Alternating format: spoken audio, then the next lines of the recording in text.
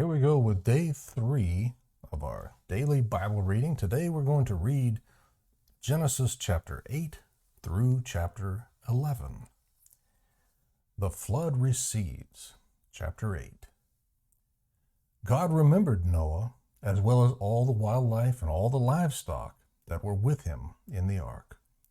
God caused a wind to pass over the earth, and the water began to subside. The sources of the watery depths and the floodgates of the sky were closed, and the rain from the sky stopped. The water steadily receded from the earth, and by the end of 150 days, the water had decreased significantly. The ark came to rest in the 7th month, on the 17th day of the month, on the mountains of Ararat. The water continued to recede until the 10th month. In the 10th month, on the 1st day of the month, the tops of the mountains were visible. After 40 days, Noah opened the window of the ark that he had made, and he sent out a raven. It went back and forth until the water had dried up from the earth. Then he sent out a dove to see whether the water on the earth's surface had gone down. But the dove found no resting place for its foot. It returned to him in the ark because water covered the surface of the whole earth. He reached out and brought it into the ark to himself.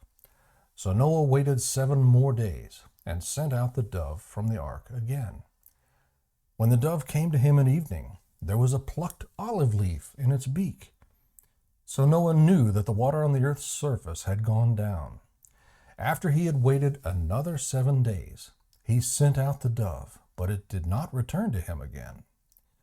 In the 601st year, in the 1st month, on the 1st day of the month, the water that had covered the earth was dried up. Then Noah removed the ark's cover and saw that the surface of the ground was drying. By the 27th day of the 2nd month, the earth was dry. The Lord's promise. Then God spoke to Noah, "Come out of the ark, you, your wife, your sons, and your sons' wives with you. Bring out all the living creatures that are with you, birds, livestock, those that crawl on the earth, and they will spread over the earth and be fruitful and multiply on the earth." So Noah, along with his sons, his wife, and his sons' wives, came out. All the animals, all the creatures that crawl, and all the flying creatures, everything that moves on the earth, came out of the ark by their families. Then Noah built an altar to the Lord. He took some of every kind of clean animal and every kind of clean bird and offered burnt offerings on the altar. When the Lord smelled the pleasing aroma, he said to himself, "I will never again curse the ground because of human beings, even though the inclination of the human heart is evil from youth onward. And I will never again strike down every living thing as I have done. As long as the earth endures, seed time and harvest, cold and heat, summer and winter, and day and night will not cease." God's covenant with Noah, chapter 9. God blessed Noah and his sons and said to them, "Be fruitful and multiply and fill the earth. The fear and terror of you will be in every living creature on the earth, every bird of the sky, every creature that crawls on the ground, and all the fish of the sea. They are placed under your authority. Every creature that lives and moves will be food for you. As I gave the green plants, I have given you everything. However, you must not eat meat with its lifeblood in it. And I will require a penalty for your lifeblood. I will require it from any animal and from any human. If someone murders a fellow human, I will require that person's life. Whoever sheds human blood, by humans his blood will be shed. For God made humans in his image. But you Be fruitful and multiply. Be spread out over the earth and multiply on it. Then God said to Noah and his sons with him, understand that I am establishing my covenant with you and your descendants after you, and with every living creature that is with you, birds, livestock, and all wildlife of the earth that are with you, all the animals of the earth that came out of the ark. I establish my covenant with you that never again will every creature be wiped out by flood waters. There will never again be a flood to destroy the earth. And God said, this is the sign of the covenant I am making between me and you and every living creature with you, a covenant for all future generations. I have placed my bow in the clouds, and it will be a sign of the covenant between me and the earth. Whenever I form clouds over the earth, and the bow appears in the clouds, I will remember my covenant between me and you and all the living creatures. Water will never again become a flood to destroy every creature. The bow will be in the clouds, and I will look at it and remember the permanent covenant between God and all the living creatures on earth. God said to Noah, this is the sign of the covenant that I have established between me and every creature on earth. Prophecies about Noah's family. Noah's sons who came out of the ark were Shem, Ham, and Japheth. Ham was the father of Canaan. These three were Noah's sons, and from them the whole earth was populated. Noah, as a man of the soil, began by planting a vineyard. He drank some of the wine, became drunk, and uncovered himself inside his tent. Ham, the father of Canaan, saw his father naked and told his two brothers outside. Then Shem and Japheth took a cloak and placed it over both their shoulders, and walking backward, they covered their father's nakedness. Their faces were turned away, and they did not see their father naked. When Noah awoke from his drinking and learned what his youngest son had done to him, he said, Canaan is cursed. He will be the lowest of slaves to his brothers.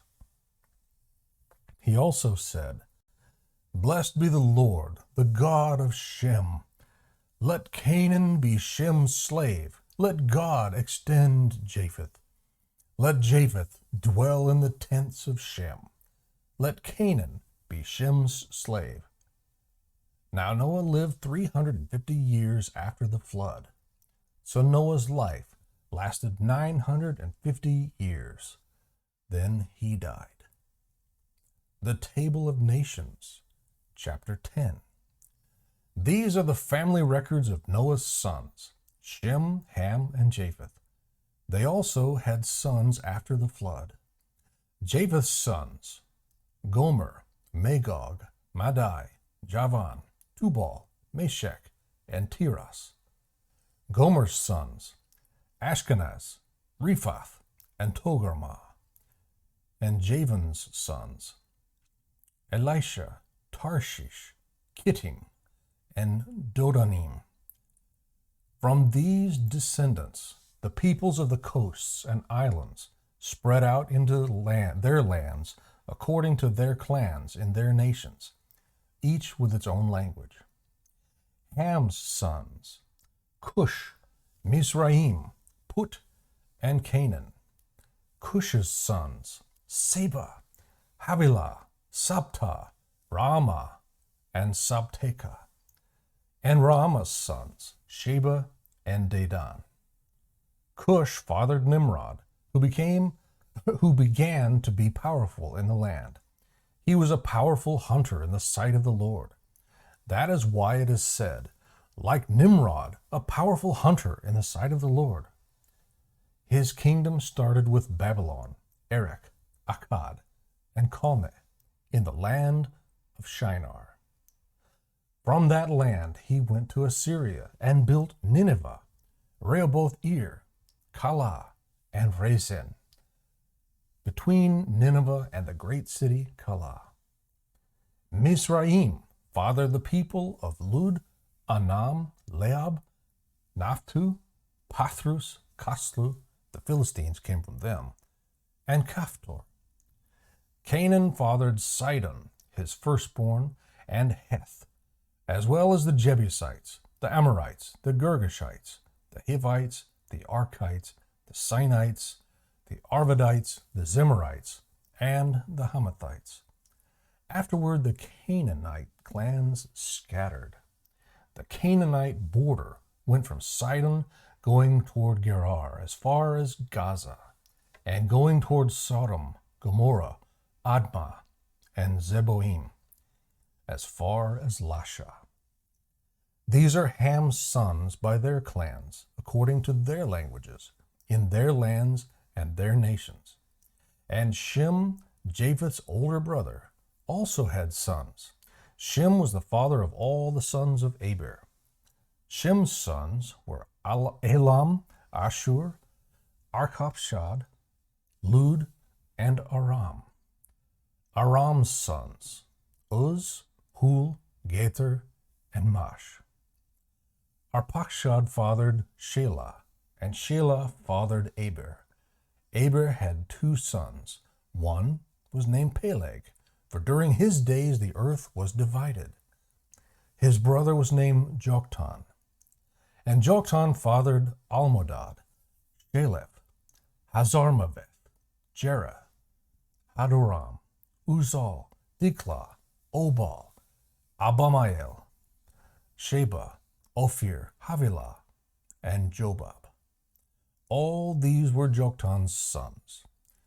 Their settlements extended from Mesha to Sephar, the eastern hill country. These are Shem's sons by their clans according to their languages, in their lands and their nations. These are the clans of Noah's sons, according to their family records, in their nations. The nations on earth spread out from these after the flood. The Tower of Babylon, chapter 11. The whole earth had the same language and vocabulary. As people migrated from the east, they found a valley in the land of Shinar and settled there. They said to each other, "Come, let's make oven-fired bricks." They used brick for stone and asphalt for mortar. And they said, "Come, let's build ourselves a city and a tower with its top in the sky. Let's make a name for ourselves, otherwise we will be scattered throughout the earth." Then the Lord came down to look over the city and the tower that the humans were building. The Lord said, "If they have begun to do this as one people, all having the same language, then nothing they plan to do will be impossible for them. Come, let's go down there and confuse their language, so that they will not understand one another's speech." So from there, the Lord scattered them throughout the earth, and they stopped building the city. Therefore it is called Babylon. And for there the Lord confused the language of the whole earth. And from there the Lord scattered them throughout the earth. From Shem to Abram. These are the family records of Shem. Shem lived 100 years and fathered Arpachshad 2 years after the flood. After he fathered Arpachshad, Shem lived 500 years and fathered other sons and daughters. Arpachshad lived 35 years and fathered Shelah. After he fathered Shelah, Arpachshad lived 403 years and fathered other sons and daughters. Shelah lived 30 years and fathered Eber. After he fathered Eber, Shelah lived 403 years and fathered other sons and daughters. Eber lived 34 years and fathered Peleg. After he fathered Peleg, Eber lived 430 years and fathered other sons and daughters. Peleg lived 30 years and fathered Reu. After he fathered Reu, Peleg lived 209 years and fathered other sons and daughters. Reu lived 32 years and fathered Serug. After he fathered Serug, Reu lived 207 years and fathered other sons and daughters. Serug lived 30 years and fathered Nahor. After he fathered Nahor, Serug lived 200 years and fathered other sons and daughters. Nahor lived 29 years and fathered Terah. After he fathered Terah, Nahor lived 119 years and fathered other sons and daughters. Terah lived 70 years and fathered Abram, Nahor, and Haran. These are the family records of Terah. Terah fathered Abram, Nahor, and Haran fathered Lot. Haran died in his native land, in Ur of the Chaldeans, during his father Terah's lifetime. Abram and Nahor took wives. Abram's wife was named Sarai, and Nahor's wife named Milcah. She was the daughter of Haran, the father of both Milcah and Iscah. Sarai was unable to conceive. She did not have a child.